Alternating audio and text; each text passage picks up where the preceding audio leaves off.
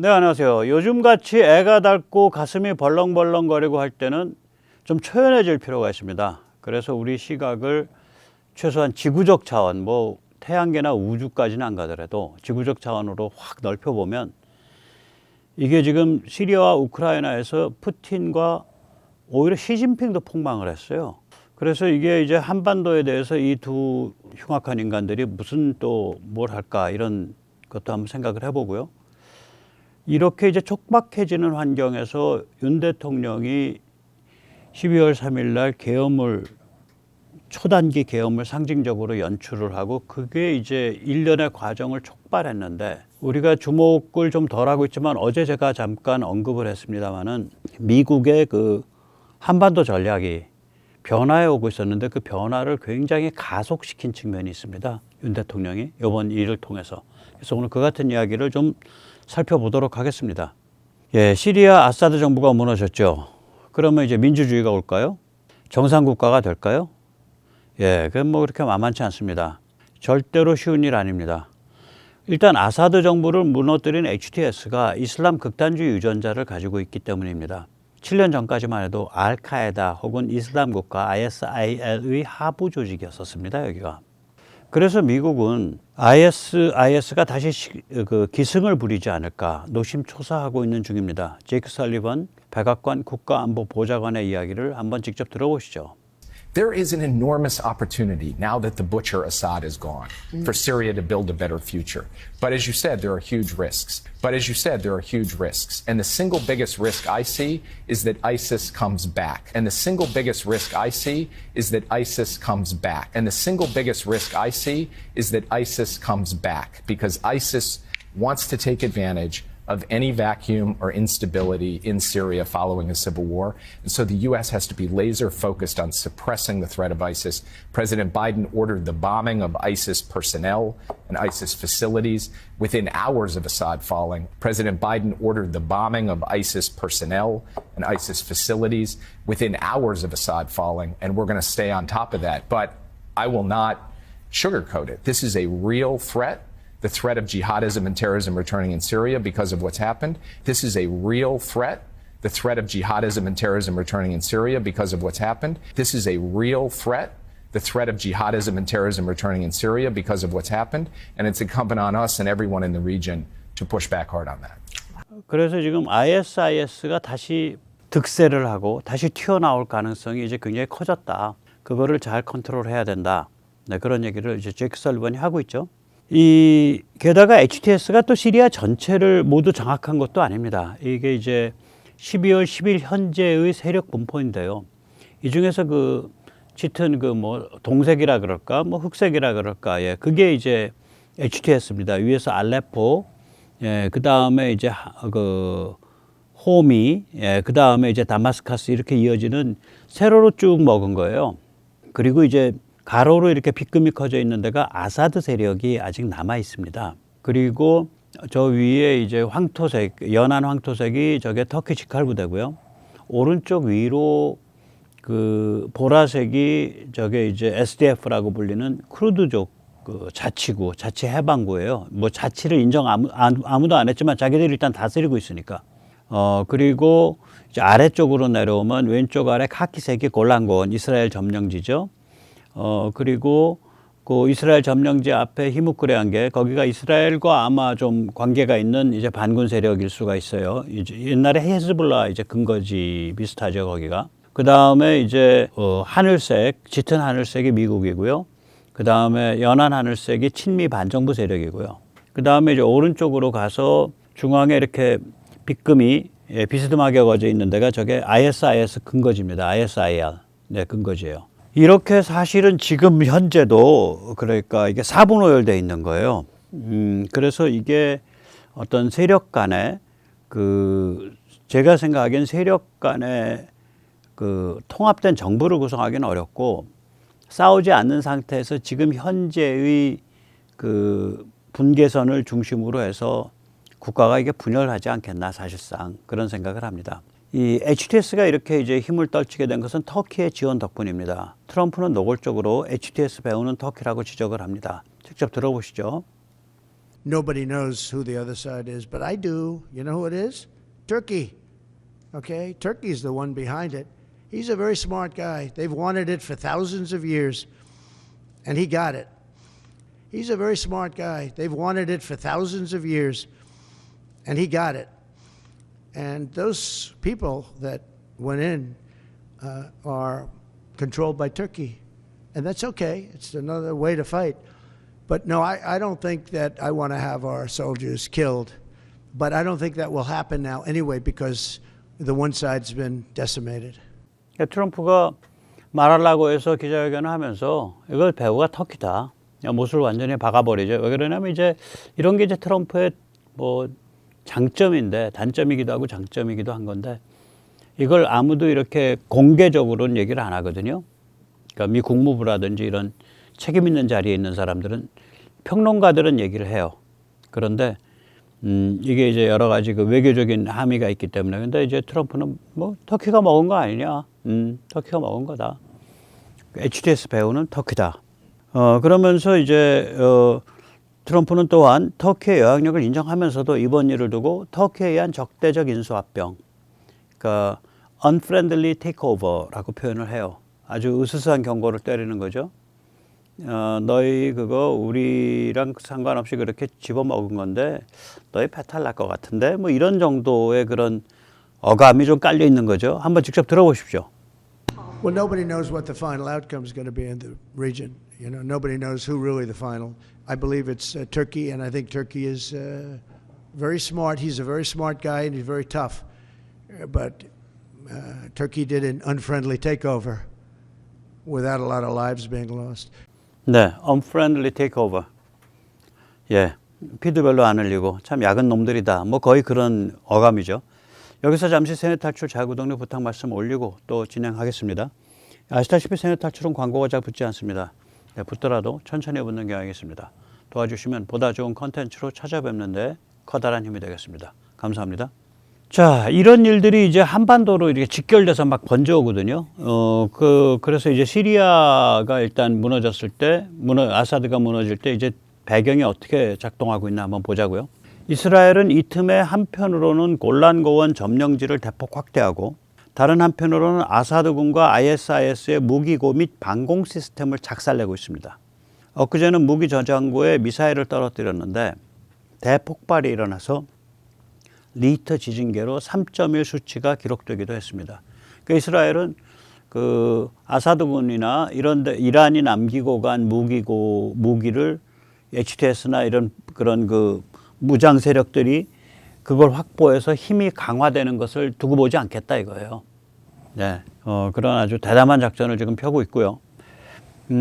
시리아에서 아사드 체제가 붕괴함에 따라서 이제 러시아는 흐메이미 공군기지랑 그다음 흐메이밈 공군기지하고 M이 하나 빠졌습니다.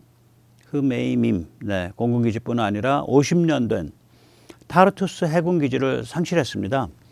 이 타르투스 해군기지는 1971년인가 만든 거예요. 굉장히 오래전에 만든 거고요. 흐메이밈은 이거는 만든 지 한 20년 정도, 20년 조금 안 되는 그런, 한 15년 정도 안 되는 그런 최신 공군기지인데 해군기지가 이게 건설에 몇 년씩 시간이 걸립니다. 공군기지는 뭐 있는 활주로 어떻게 잘 가다듬으면 된다 치더라도 해군이 정말 시간 많이 걸려요. 그런데 이 타르투스 해군기지가 러시아가 지중해에서 운영하는 단 하나의 해군기지입니다. 다른 데 해군기지가 없어요. 예. 이 기지들은 러시아가 아프리카 사헬 지역에 군사력을 투사하기 위한 발진기지입니다. 예를 들어서 러시아 군용 수송기 일루신 IL-76 수송기는 러시아 본토에서 직접 아프리카 사헬 지역으로 비행하는 그거 안 나옵니다. 아무것도 짐을 안 실으면 비행할 수 있는데 이제 수송기니까 뭐 이제 무기 싣고 사람 싣고 해서 무거워지면 러시아 본토에서 아프리카 사헬까지 직접 못 가요.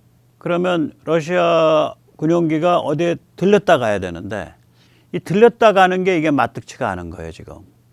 이 흐메임이 없어지니까. 그러니까 아프리카에 군사력을 투사하기가 좀 곤란하죠. 거기다가 이제 타르투스 해군기지는 더 애답죠. 뭐냐면은 이거 역시 러시아가 아프리카에 군사력을 투사하는 데 있어서 결정적인 역할을 하는 그런 해군기지인데요. 큰 물건, 무거운 물건 움직일 땐 배로 가야 되니까 그런데 러시아 전함들은 이제 머물 곳이 없어서 떠돌고 있어요. 타르투스에 러시아 전함은 없습니다. 그럼 우리 생각엔 그 보스포러스 해협 지나서 흑해로 진입해서 그 러시아 항구 가면 되잖아. 그게 안 됩니다. 이게 몽뚜레 협약이라는 게 있습니다. 이 몽뚜레 협약에 의해서 터키가 이 해협을 컨트롤 하는데요. 이런 전함 같은 거 함부로 못 다녀요, 여기. 그러니까 전문가들은 이 러시아 전함이 결국은 흑해로 못 들어가고 이제 지중해를 가로질러 가지고 지브롤터 해협을 빠져나간 다음에 이제 프랑스 앞바다를 돌아서 프랑스랑 영국 사이에 도보 해협을 지나 가지고 발틱해로 들어가서 상트페테르부르크 거기로 들어가야 된다. 이렇게 보는데 이제 그러면 이제 야, 거기까지 가기나 하겠냐. 그럼 중간에 유럽 어느 국가에 들리면 어때? 유럽 국가에 들리면은 지금 전쟁 중이어 갖고 제재를 받아서 그냥 억류됩니다. 그러니까 거기를 갈 수 있는 유일한 방법은 보급선이 계속 와야 돼요. 보급선이. 근데 그렇게 뺑뺑 돌아가면서 보급선이 올 수 있는 정도의 러시아 해군 체제가 돼 있는지 이걸 보고 있으면 참 그 러일 전쟁 때 그 일제에 의해서 이제 처음에 여순함대 깨졌고요. 두 번째 블라디보스토크 함대가 깨졌습니다. 그러니까 이제 발틱 함대가 오는데 영국이 애를 먹이죠. 그래서 수에즈를 못 거치고 그 희망봉을 따라서 오는데 이게 세계 곳곳에 주요한 항구가 다 영국 거니까 영국에서 보급을 안 해줘 가지고요.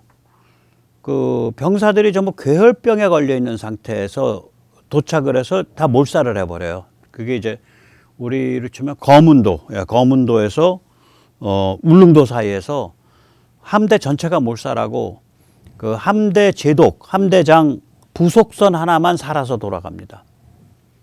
그 비슷한 현상이 일어나는 거예요. 이제 타르투스 그 해군 기지에 있던 러시아 전함들이 제대로 보급도 받지 못하고 바다에서 이제 떠돌다가 결국은 뭐 유럽 항구에 기항을 하게 되면 이제 납포되는 그런 황당한 일을 참 희한합니다. 이 러시아는 이제 이 시리아를 발진기지 삼아서 사헬 지역에서 때로는 정부군, 때로는 반군을 도우면서 금, 우라늄 등 자원 약탈 신식민지 건설을 추진해 왔습니다. 이 사헬은 이제 여기에 나오는 이 지역인데 사하라 사막의 남부 변경지대, 기대 간의 변경지대로서 동쪽부터 말하면 이제 수단, 차드, 니제르, 말리, 모리타니아 등으로 구성되어 있습니다.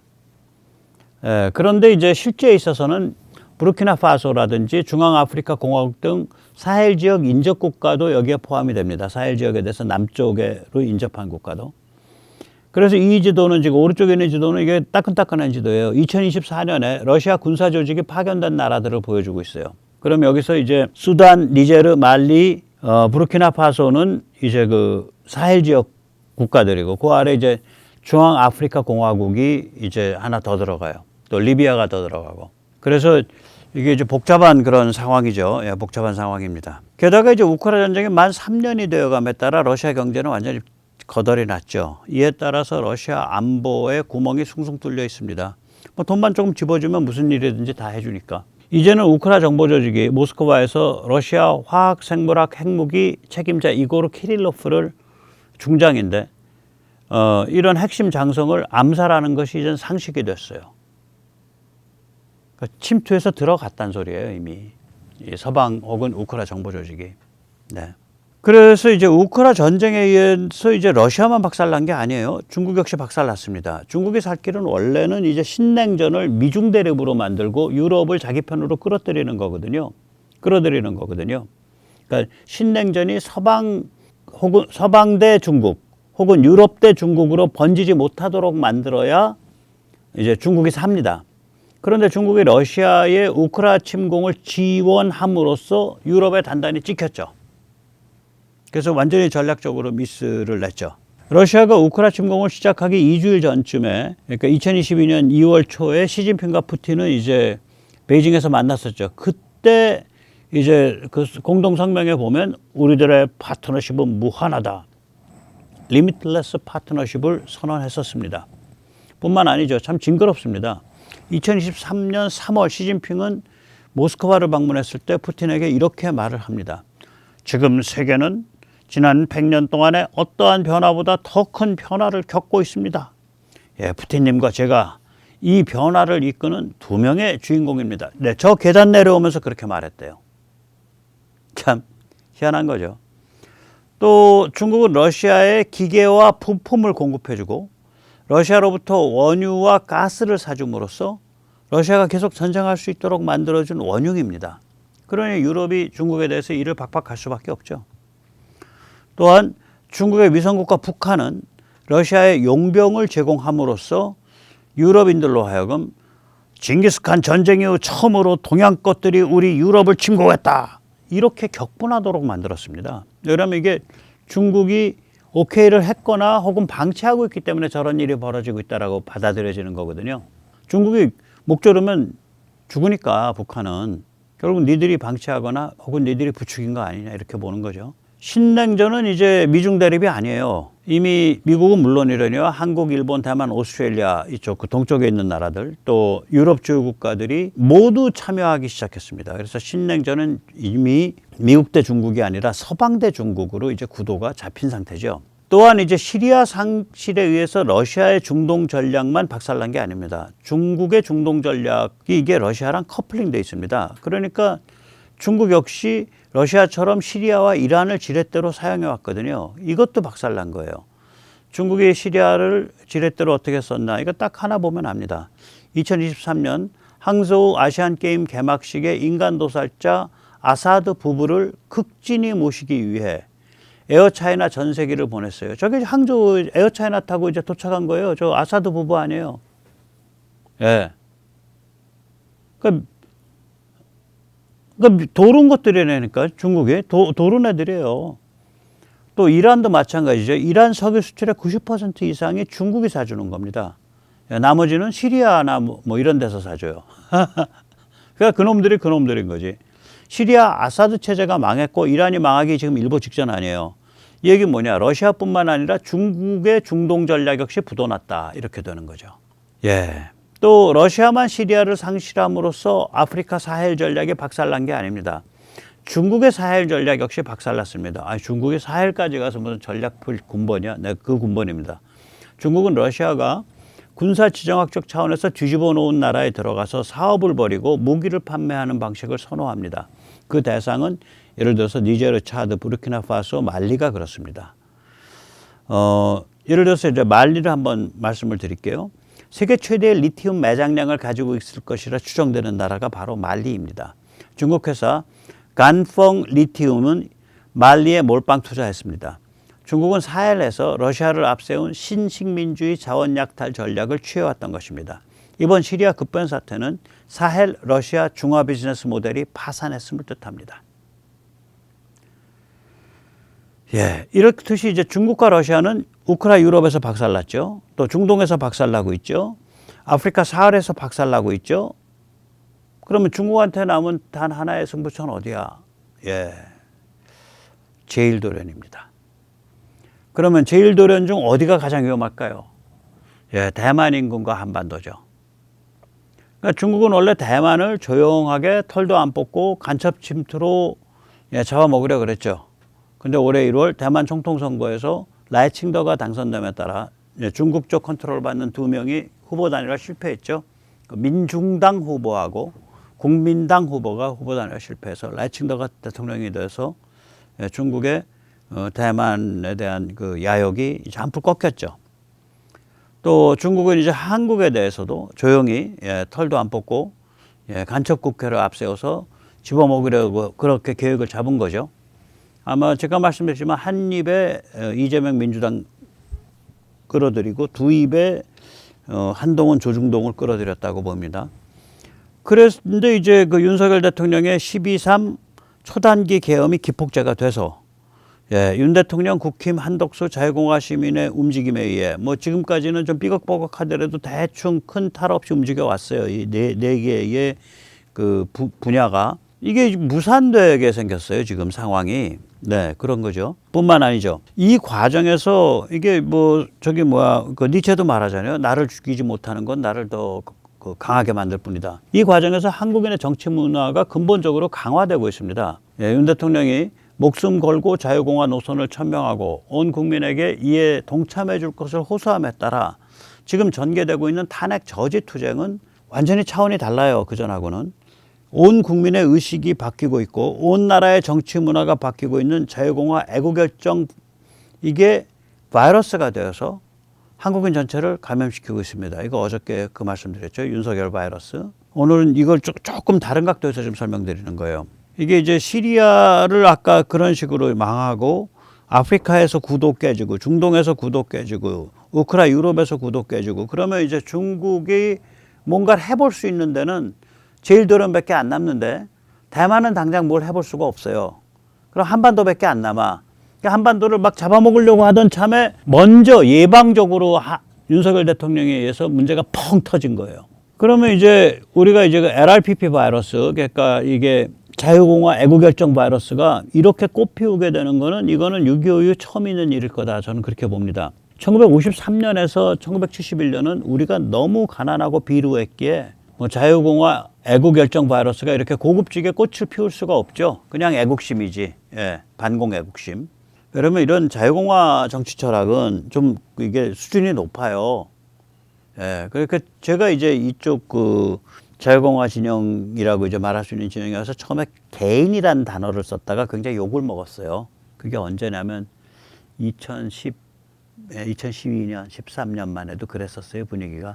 시민이라는 단어 썼다가도 욕을 먹었고. 예. 1971년부터 1991년 사이엔 미중 화해 때문에 LRPP 바이러스가 널리 퍼질 수가 없죠. 왜냐하면 이 바이러스는 본능적으로 감염자로 하여금 반중 노선을 취하도록 만들고, 그다음에 북한 자유화를 열망하도록 만들고, 그다음에 전투적 강골로 만들기 때문에 그렇습니다. 네.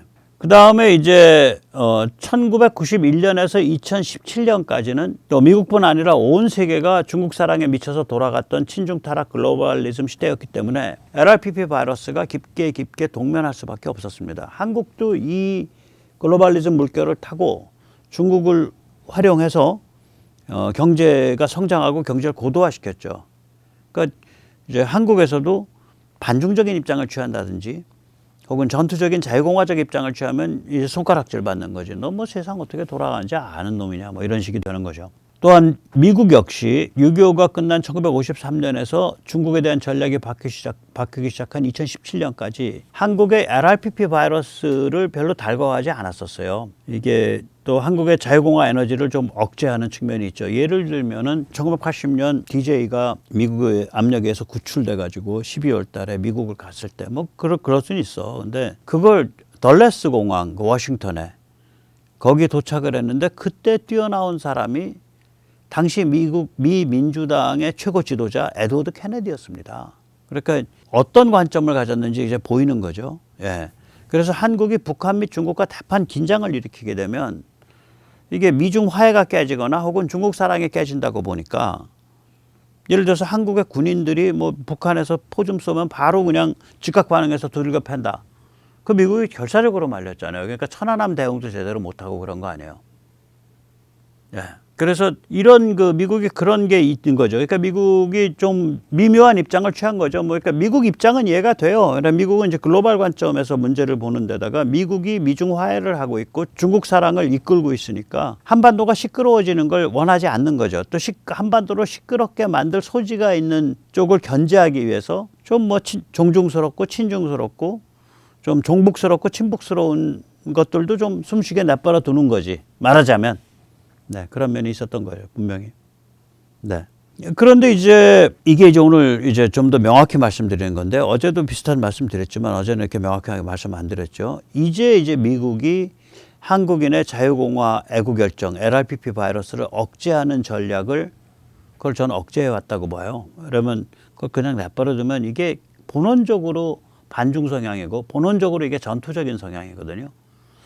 그래서 이걸 억제해 왔었는데 이거 완전히 폐기 처분하기 시작했다. 2017년, 18년경부터 일어난 일이고, 그게 미사일 지침 해제가 그거를 암시하는 거예요. 그런데 뭐 이게 뭐 수십 년 뿌리니까 하루아침에 이게 폐기 처분이 되겠어요? 예. 근데 이제 이걸 지금 미국은 아무튼 간에 한국인의 자유공화 애국결정, LRPP 바이러스를 신뢰할 수밖에 없는 처지에 놓였어요.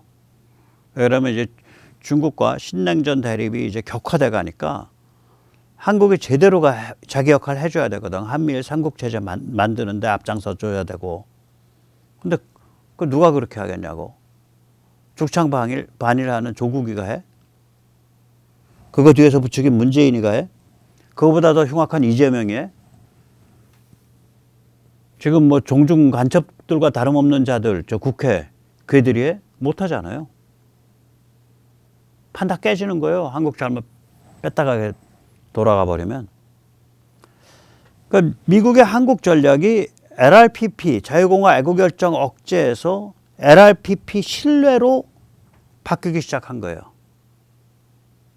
그게 이제 몇 년 되는 거죠. 바뀌어 오는데 윤 대통령의 12월 3일 계엄회에서 12.3 계엄회에 촉발된 한국의 정치 내전이 미국 앞에 야, 너 이거 제대로 선택할 거야 안 할 거야 라고 딱 이걸 들이밀은 거예요. 화두를. 제가 이 비슷한 말씀을 전에도 한번 드렸었죠. 미국이 한국의 속사를 들여다보고 이제 확실하게 자기 입장을 정해야 되는 그런 상황으로 이제 미국이 이제 위치 지어진 거예요. 그거가 이번에 윤 대통령의 그러니까 윤 대통령이 그걸 계산하고 했는지 안 한지 모르겠는데 12.3 계엄 및 그 이후의 일련의 과정이 지금 그거를 뜻하게 되는 거죠. 예. 만약에 이제 미국이 수십 년 동안의 그런 그 관성대로 한국에서 LRPP, 전투적 자유공화 진영과 종중 종북 진영 사이에서 두길보기 게임을 할 거냐. 이 두길보기 게임을 미국이 한다고 생각을 하니까 한반도 운전자론 이따우 소리가 나오고 뭐 조선일보의 안미경중 같은 소리가 나오는 거예요. 그게 왜 나오겠어요? 미국에 그런 성향이 있다라고 조선일보나 문재인 쪽에서 판단을 한 거예요. 그래서 그렇게 표현이 되는 거지. 미국에 이 성향이 있다고요. 뭐냐면은 이게 이제 한국이 워낙에 그 군사적으로 민감한 지역이 되나가지고 이 전투적 자유공화 진영이 너무 강해지면 말하자면 이 미국과 손발이 안 맞는 상태에서 퍽 하고 사건이 터질 수가 있잖아요. 그러니까 그것에 대별되는 진영을 미국이 쪼물락거린 게 맞다고 저는 봐요. 쪼물락거렸다고 저는 그렇게 봅니다. 그러니까 미국이 뭐 좀 야박하게 표현하면 두길보기 게임을 하는 거지. 예. 또 미국이 그 당시에는 옛날에는 특히 중국 사랑에 함몰돼 있었고 하니까 더욱더 두길보기 게임을 하게 되죠. 자, 그거 계속 할 거냐? 아니면 자유공화 애국결정 진영, LRPP 진영 이거를 사실상 유일한 파트너로 삼을 거냐? 물론 외교적인 그런 어떤 프로토콜이 있기 때문에 미국이 대놓고 이재명을 비판한다든지 대놓고 민주당을 뭐 너희 중국 간첩과가 다름없는 놈들이야 이렇게 뭐 말하자면 그렇게 타격을 가한다든지 이런 일은 안 하지만 뭐 그거 말고도 얼마나 세련되게 여러 가지 할 수 있죠. 그래서 전 윤 대통령이 바로 이것을 LRPP에 몰빵할 거요? 아니면 옛날처럼 두길보기 할 거요? 라고 미국한테 화두를 들이밀어버린 거예요. 윤 대통령이. 그런 측면이 있다고요. 저는 그래서 사실 이번 계엄에 여러 가지 그 배경이 있을 거다. 예를 들면 뭐 이건 완전 음모론적인 추정인데 아무 증거도 없습니다. 이재명과 한동훈이 짬짬이하고 헌재 재판관 빈 사람들을 그 칼잡이들로 3명을 채워놓고 그 상태에서 둘이 짬짬이해서 윤 대통령을 탄핵으로 몰려고 준비하고 있었다. 그걸 윤 대통령이 감지했다. 그래서 먼저 이걸 예방적으로 쳐버린 거다. 뭐 이런 시나리오도 가능해요. 근데 저는 그거는 완전히 추정이에요. 완전히 소설이고 여러 가지 상황으로 그래도 앞뒤를 맞춰서 결과론적으로 보면 최소한 결과론적으로 어떤 효과가 있냐 하면 윤 대통령의 12.3 계엄과 그 이후에 일련의 꿋꿋한 행보에 의해서 미국이 LRPP 진영을 사실상 유일한 파트너로 인정하든지 아니면 옛날처럼 두길보기 게임을 계속할 건지 그 아주 심각한 선택에 몰렸다. 적급해졌다. 그 선택이. 가속됐다. 그 선택이. 그렇게 보는 거예요. 이것서 미국의 당연히 LRPP 진영을 사실상 유일한 파트너로 택하게 될 거다. 이러면 이제 미국의 한반도 전략이 완전히 바뀌는 겁니다. 그동안 독일 보기 하던 게 이제 유일한 파트너로 딱 손을 잡는 거죠. 그러면 이제 우리도 많이 성숙해져야 돼요. 뭐 핵무장 이런 얘기 굉장히 조심해야 되고요. 예. 여러 가지로 미국과 굉장히 밀접해져야 됩니다. 한국이 자유공화국으로 강화되는 것이 또한 뜨거운 강골 전투성을 꽃피운 자유공화국으로 강화되는 것이 미국의 전략적 이익에 부합하는 세상이 된 거예요. 이 기회를 우리가 잘 잡고 들어가야 돼요. 예, 그 물꼬를 이제 윤 대통령이 터준 건데 이제까지 반세기 넘게 수구, 꼴통, 극우라고 낙연 찍혀왔던 자유공화 애국결정 LRPP가 이제 바이러스가 돼서 한국인 전체를 바꾸기 시작한 겁니다. 그 가장 대표적인 중증 감염 1호 환자, 울트라 슈퍼 전파자가 바로 윤석열 대통령 되겠습니다. 오늘 여기까지 모시겠습니다. 감사합니다.